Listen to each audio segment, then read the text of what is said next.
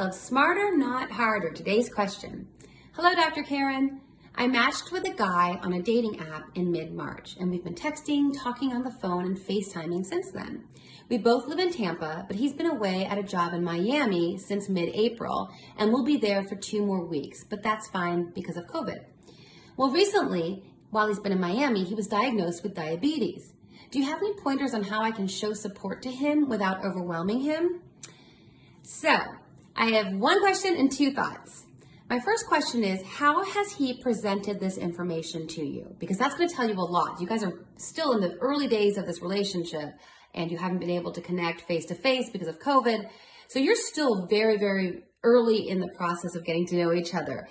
And this is valuable information to you to see how he presents this information to you. What I mean by that is he making a huge deal about this? My understanding from diabetes, from what I know about diabetes, is it's definitely manageable through medication, if necessary. Also, lifestyle choices, dietary choices can make a huge difference.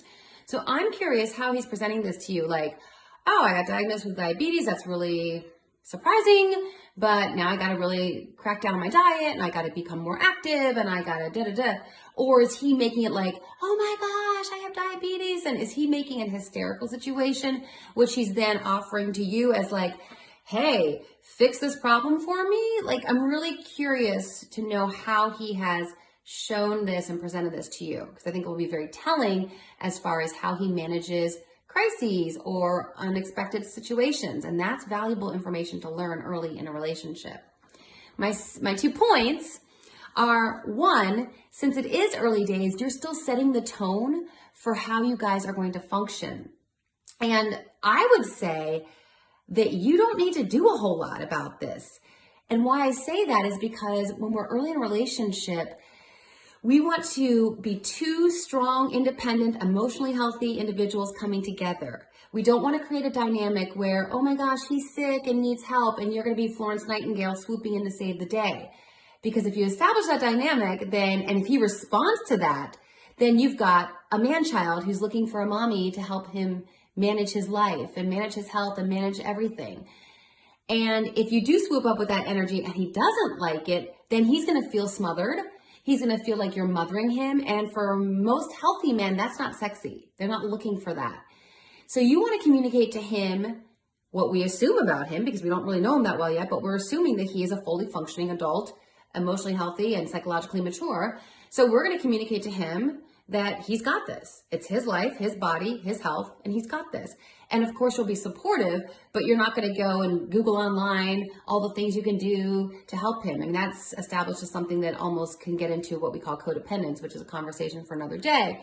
But you want to just communicate to him like, you got this. Now, so we're setting the tone for the dynamics in this instance that will generalize to the rest of your relationship.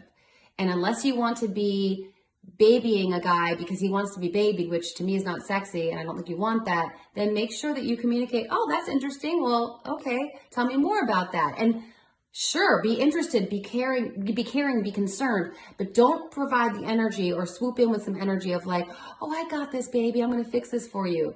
Because that will, like I said, either 1, it will make him run because he doesn't want to be smothered, or 2, he'll enjoy it, and then you know you have a man-child who wants to be taken care of on your hands.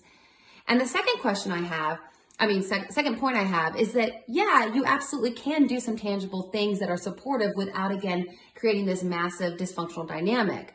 You can do things like, okay, if you find out from what he's sharing with you, I would encourage you, don't even go Google this. This is, how to be a supportive partner with someone with diabetes. You're still just early days. So I don't want you to establish that this is your role now, is to take care of his health and his diabetes. But yeah, you absolutely can, as he shares things with you. If he says something like, yeah, I got to be more active, then absolutely, when you guys get together face to face, finally, you can suggest bike rides and walks and more active events for your dates. Or yeah, if you find out through him telling you, yeah, it turns out I got to reduce something in my diet, then yeah, when you have him over for dinner someday, post-COVID, then you can absolutely make sure you're preparing some food that would be in accordance with his diet. Those are healthy and appropriate ways for you to be supportive. But anything else could veer into the dynamics that I spoke to earlier that I do not think would be helpful for you or for him. I hope that helps.